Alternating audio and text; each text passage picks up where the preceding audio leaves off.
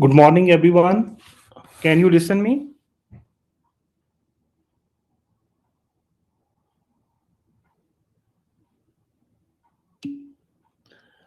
Okay. We will wait for your colleagues. Let them join. Then we will start our lecture.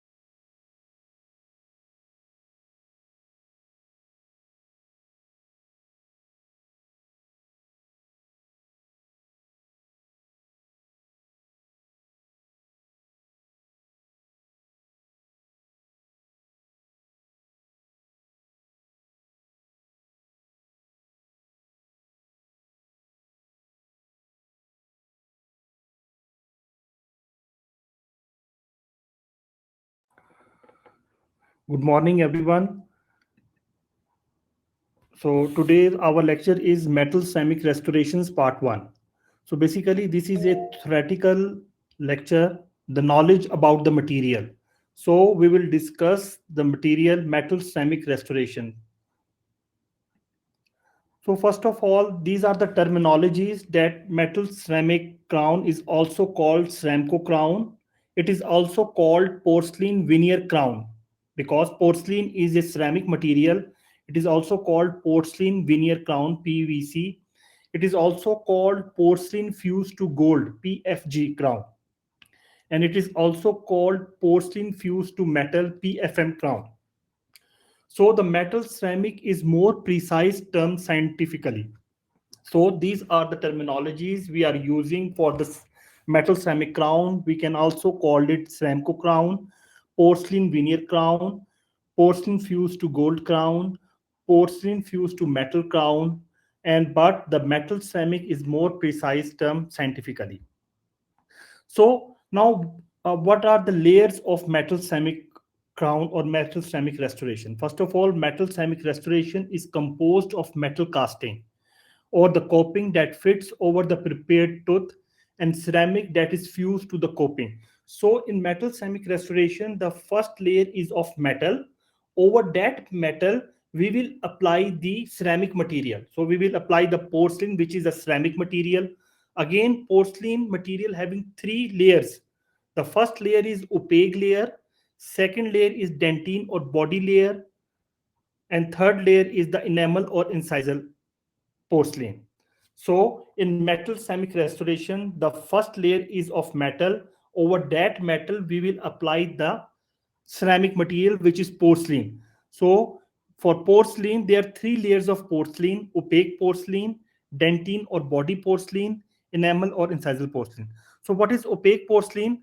The opaque porcelain conceals the metal underneath. So it covers the metal coloration. So initiates the development of shade and plays an important role in development of bond between ceramic and metal.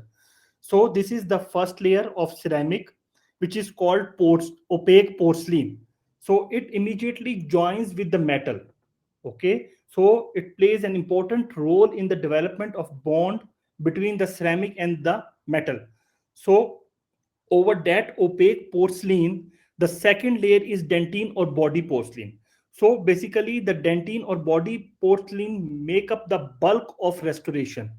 So it provides the bulk of restoration, providing the most of the color or shade. So in the end, we will apply the enamel or incisal porcelain over the dentine porcelain, and enamel porcelain imparts the translucency of the restoration. So these are the layers of metal ceramic restoration. The first layer is of metal. Over that metal, we will apply the ceramic material, which is porcelain. For porcelain, there are three layers of porcelain: opaque porcelain, dentine or body porcelain, and enamel or incisal porcelain. So now in this picture, you see in this picture, the first layer is this is for unveneered metal. Okay, unveneered metal, and rest of the metal is covered with this. You see the porcelain material all over it. This is the porcelain material. Okay, so from the lingual aspect, we did not cover by the porcelain. Okay, so the layer, this is unveneered, and then this point, you see this point, this is veneered metal. Over that veneered metal, there are three layers of porcelain. The first layer is opaque porcelain. Over that, we will apply the body porcelain. Then we will apply the incisal porcelain. So basically, in metal ceramic restoration, the first layer is of metal. Over that metal, we will apply the porcelain material in three layers: the opaque porcelain, body porcelain, and incisal porcelain. And you should remember the correct sequence of this porcelain. The first layer is of opaque, second layer is of body porcelain, third layer is of incisal porcelain. Now, what are the indications of metal ceramic restoration? So, for metal ceramic restoration, where we need the strength and where we need the aesthetic, then we will prefer the metal ceramic restoration, because in metal ceramic crown, that we achieve the strength of metal as well as we can get the aesthetic of ceramic material. That is why we are giving the metal ceramic crown. So in the conditions, in clinical conditions, when we need the like uh, more like strength or more aesthetic, then we will go for the metal ceramic crown, because in metal ceramic crown we can get the like strength from the metal, and we can also get aesthetic from the porcelain material. So metal ceramic restoration remains the gold standard of predictability with indirect truth covered system. It is generally accepted that in spite of development of high strength ceramic material, so metal ceramic restorations are more resistant to fracture because of the metal. So while ceramic technologies are rapidly evolving and the failure rates of various available systems are still higher than the metal-based restorations. So in high-stress clinical situations or in the aesthetic zone, we can prefer the metal ceramic restoration or metal ceramic crown. So now we are discussing the coping design. So the metal coping. So what are the design features of that metal coping? So the coping must allow the porcelain to remain in compression by supporting the incisal region, the occlusal table, and the marginal ridges. So there are six features we should develop in the design of coping, like number one, thickness of the porcelain veneer; number two, support of the porcelain veneer; number three, thickness of the metal underlying and joining the porcelain; number four, placement of occlusal and proximal contacts; number five, extent of the area to be veneered for porcelain; and number six is the design of the facial margin. Now we see one by one these features. So the first of all, the thickness of the porcelain veneer. Okay, so porcelain should be kept at minimum thickness that is still compatible with good aesthetic. So relatively thin porcelain of uniform thickness and supported by a rigid metal is strongest. So the minimum thickness of porcelain should be 0.7 millimeter mm, and the desirable thickness is 1 to 1.5 millimeter. Okay, so the minimum thickness should be kept 0.7 millimeter mm, and maximum would be 1.5 mm. So the extension of porcelain beyond 2 millimeter, if we add porcelain more than 2 millimeter, that is prone to fracture, even if these thick areas of porcelain are not in area of force concentration. So what is the desirable thickness? Desirable thickness is 1 to 1.5 mm. Minimum thickness required is 0.7 mm. And when we give more than 2 millimeter, more than 2 mm thickness, then it is prone to fracture. So now the sport, porcelain sport. So what do you meant by porcelain sport? Basically, porcelain is a ceramic material, is a brittle material, it's like a glass type of material. So it should be supported by a metal underneath. Okay, as you see in this picture, as you see in this picture, this like uh, so you see please in this picture, this this porcelain is not supported by metal, so it is prone to fracture easily. So basically porcelain is a like ceramic material, is a glass type of material, it should be supported by a metal underneath. So if it is not supported by metal underneath, then it will be fractured easily. You see another picture in this picture.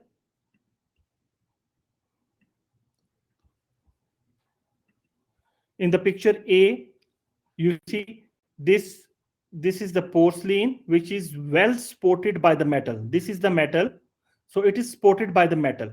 So in picture B, this porcelain is not supported by the metal at the cusp tip. Okay, so it will be easily fractured.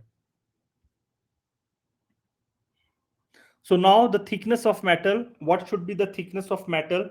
For adequate strength and rigidity, the noble metal coping should be kept at least 0.3 millimeter to 0.5 mm thick. Okay. So what is the thickness of metal? 0.3 to zero point 0.5 millimeter when we are using the base metal alloys. So the base metal alloy with a higher yield strength and elevated temperature may be as thin as 0.2 mm. So the thickness of coping may vary depending on the configuration of preparation. So the desirable thickness should be 0.3 to zero point 0.5 millimeter for the thickness of metal. So now the proximal contact. So where should we keep these proximal or occlusal contacts? So for occlusal contacts, the porcelain metal junction should be placed 1 millimeter from the occlusal contact at the position of maximum intercuspation. It means that you see this is the junction of metal and porcelain. So this is the junction of metal and porcelain, and this is where we kept the contact. So these the porcelain metal junction should be placed 1 millimeter from the occlusal contact. So it is 1 millimeter when you measure this distance. It is 1 millimeter away from the metal porcelain junction. So basically the concept is that porcelain metal junction should be placed 1 millimeter from the occlusal contact away from these junction. Okay, if we kept the occlusal contact at these junction, then might be more chances to fracture of this porcelain material. So in some clinical conditions, when a short clinical crown or when there is a deep overlap, deep bite, so we cannot able to place the contact on the metal. Then we place the contact on the porcelain. You see in this picture, the contact is placed on the porcelain, but again, it should be away from the metal ceramic junction. Again, it is away from the metal ceramic junction. Okay, so either you like finish the contact on the metal surface or on the porcelain surface, but it should be away from the metal porcelain junction. So now in this pictures, the extent of vignette area you see in the first picture, this is the porcelain. Okay, it cover only the cusp tip and the lingual incline of the buccal cusp. Okay, so these are the different variation. Again, in the second picture, the porcelain covered the full depth of the cusp and well supported by the metal. So to place the occlusal contact in metal, the porcelain on the facial surface extend over the cusp tip and butt halfway down the palatal incline. You see, it is halfway the palatal inclines, halfway away from the palatal inclines. So The facial cusp on the maxillary premolars is shown in both pictures. It should cover the cusp tip and also the parietal incline of the cusp. So these are again the some variants, different variants that in first picture you see the porcelain veneering material cover the cusp tip and lingual incline of the this palatal this buccal cusp. Okay, in second picture you see the porcelain veneer all around the cusp, both cusp, and it ends in the palatal surface. Okay, on then the lingual surface, and then there this is the metal. This is the metal. Okay, so these are the different variation. So in some picture you see, in this picture you see this is the proximal wings. Okay, what is the exact location of the proximal wing? It should be 1 millimeter lingual to the contact area. Okay, sometimes where patient having broad smile and more visibility, then we put this junction more lingual, as you see in this picture, more lingual. Okay, from the contact area. So now comes the bonding mechanism. So basically bonding mechanism is the mechanism by which the ceramic material or porcelain material bonds to the metal. So basically there are four mechanism by which the ceramic material or porcelain attaches to the metal surface. So number one, mechanical entrapment. Number two, compressive forces. Number three, van der Waals forces. Number four, chemical bonding.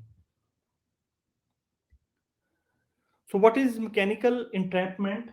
That it creates attachment by interlocking the ceramic material by micro abrasion in the surface of the metal coping, which are produced by finishing the metal. So when we finish the metal, we make it smooth. After smoothing, we will do micro abrasion with some alumina or silica particles. Okay, from this micro abrasions, okay, it will create the micro tags on the surface of the metal coping. Okay, so when compared with the unprepared metal, surface finish enhance the metal ceramic bond. So air abrasion appears to enhance wettability, provide mechanical interlocking, and increase the surface area of the for the chemical bonding. So basically in chemical entrapment, after finishing smoothing, we will produce micro abrasion on the surface of metal coping with the help of alumina or silica particles. So these micro abrasions makes the mechanical interlocking system, or it provides a micro tags on the surface of the metal, so where the ceramic material interlock on the metal surface. So now comes the compressive forces. So basically in compressive forces, when the coefficient of thermal expansion of properly designed metal coping is slightly higher than that of porcelain veneered over it, so compressive forces develop. So how it come? So first of all, the coefficient of thermal expansion of metal should be higher than the porcelain material. For example, if the coefficient of thermal expansion of metal is higher, so when we put it in the furnace, due to this coefficient of thermal expansion, the metal would expand. Okay, so metal would expand. So the coefficient of thermal expansion of porcelain is less than metal. So when it expands, then on cooling, the compressive forces are developed. So porcelain interlocks in the on the surface of the metal. So this is called compressive forces. So there should be a difference of thermal expansion uh, of the material. So when the coefficient of thermal expansion of properly designed metal coping is slightly higher, it should be slightly higher. So I'm repeating it again, that coefficient of thermal expansion of metal should be slightly higher than the porcelain material. So on cooling, when on cooling, then compressive forces will develop and this porcelain layer will attaches to the metal surface. So slightly difference in the coefficient of thermal expansion or thermal contraction, as in the case during cooling, will cause the porcelain to draw back to the metal coping when the restoration cools after firing. Now comes this is the third mechanism, which is called van der Waals forces. So basically van der Waals forces comprises an affinity based on a mutual attraction of charged molecules. So, although the molecular attraction makes only a minor contribution to overall bond strength, it is significant in the initiation of most important mechanism like chemical bonding. So, basically, in van der Waals forces, there is a mutual attraction of charged molecules. From that, these help the porcelain to attaches on the metal surface. So this is the fourth mechanism, which is called chemical bonding, and it is very important and is indicated by the formation of oxide layer. So in chemical bonding, there is a formation of oxide layer on the metal surface, and this oxide layer is responsible between the uh, bond between the ceramic and the metal. So this oxide layer, like formation of oxide layer on the metal and by bond strength that is increased by firing and oxidizing atmosphere. So basically on the metal surface during firing, this firing means like in the furnace we provide the heat. Okay, this process is called firing. So in the furnace, when we give the heat to the metal, this process is called firing.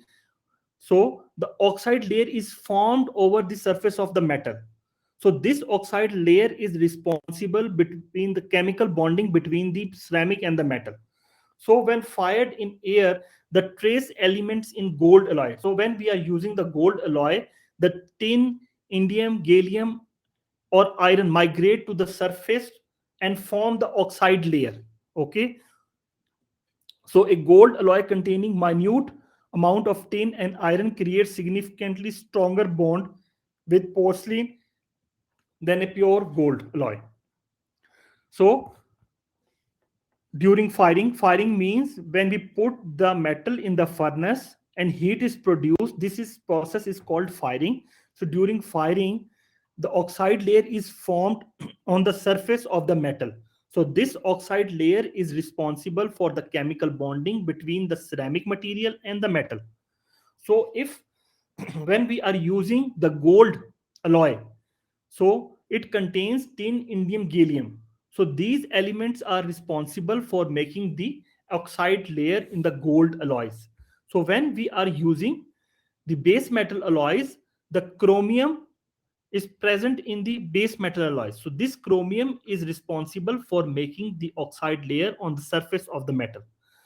So the clean separation of porcelain from the metal coping is evidence of either bond failure from contamination of the coping surface or an excessive oxide layer.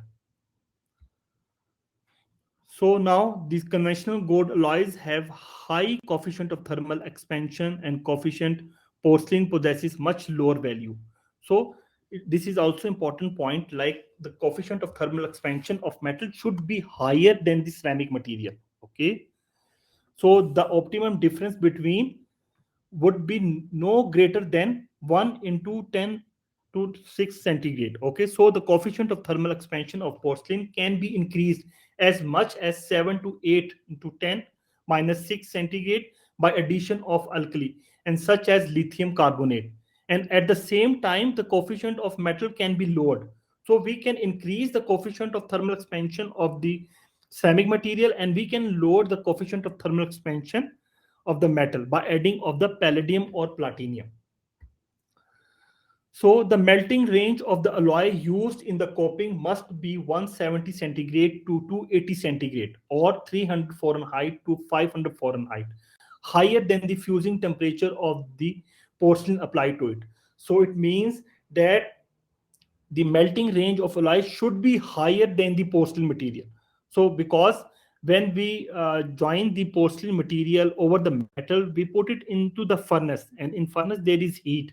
So the melting range of the alloy should be higher than that of the porcelain.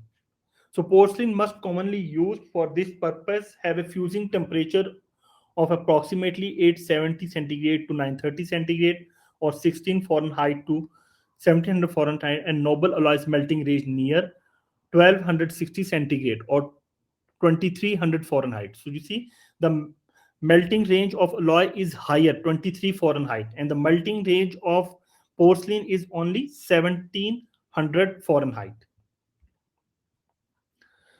So in the preparation, in the making of, in the fabrication of the metal ceramic crown, so we are using different metals. So basically there are three types of metals: high noble metals, and base alloys metals. Okay, so when we are fabricating the metal ceramic crown, there are different alloys available: high noble alloys, and predominantly base alloys. So in high noble alloys have a noble metal like gold, platinum, palladium, and content greater than the gold content. So the content greater than 60%. So these gold, platinum, palladium content is 60%, and with at least 40% of the gold. So in these high noble metals, there is 40% of gold. These high noble metals are very expensive. Okay, so these high noble metals are very expensive. So now comes the noble alloys. In noble alloys, the content at least 25%. Again, these are expensive one.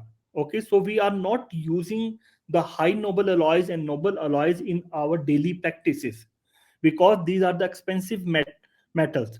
So what we used base alloys. These are not expensive and readily available. So in base alloys have then less than 25% of noble metal content. So gold platinum alloys have proven most satisfactory for metal semi-crown and fixed partial dentures.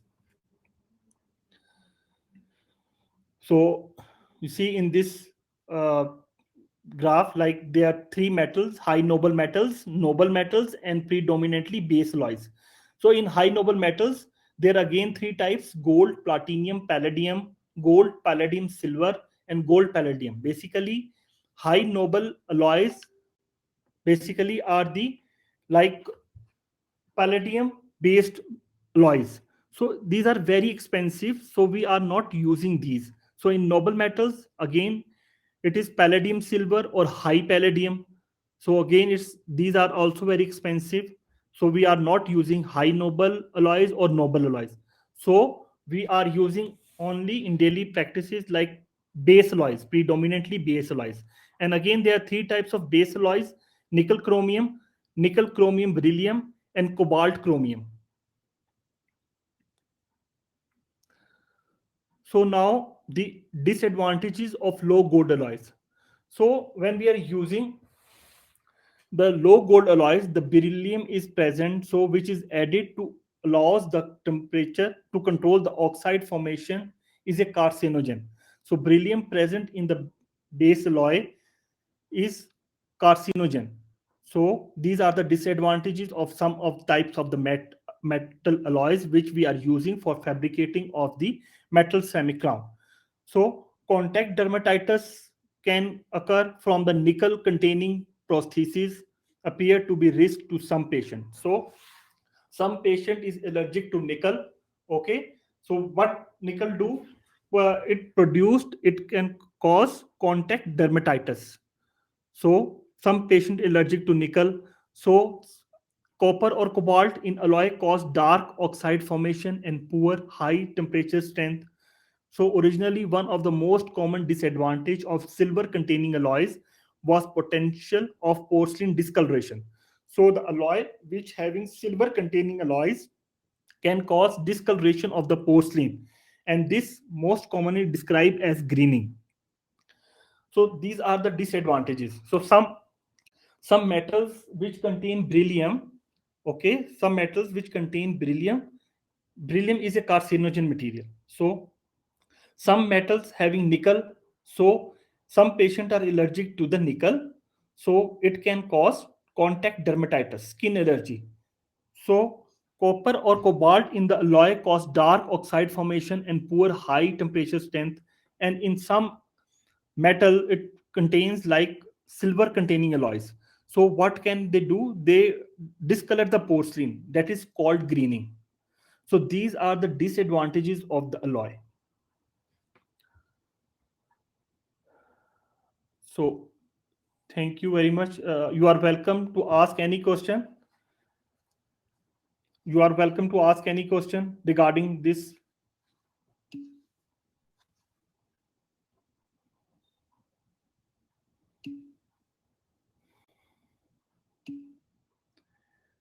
Okay, welcome.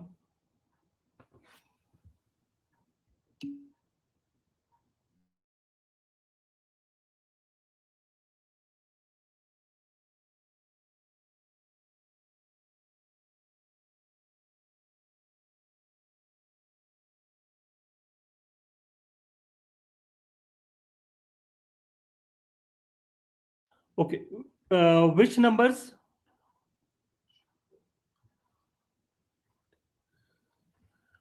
What you are asking? What are the numbers? Again, ask the question, please.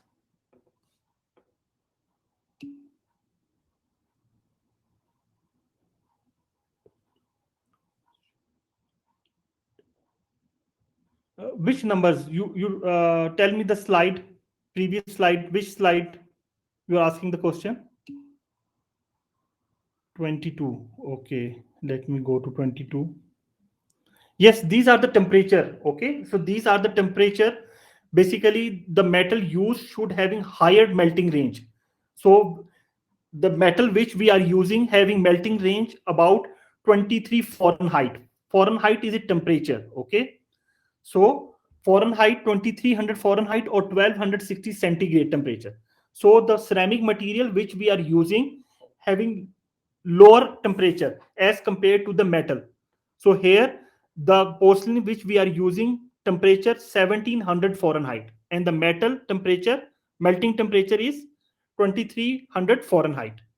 Understand?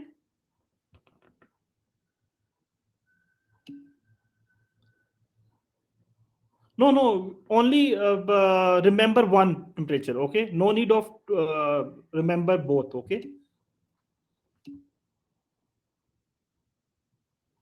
okay, welcome. Any more question? You are welcome to ask.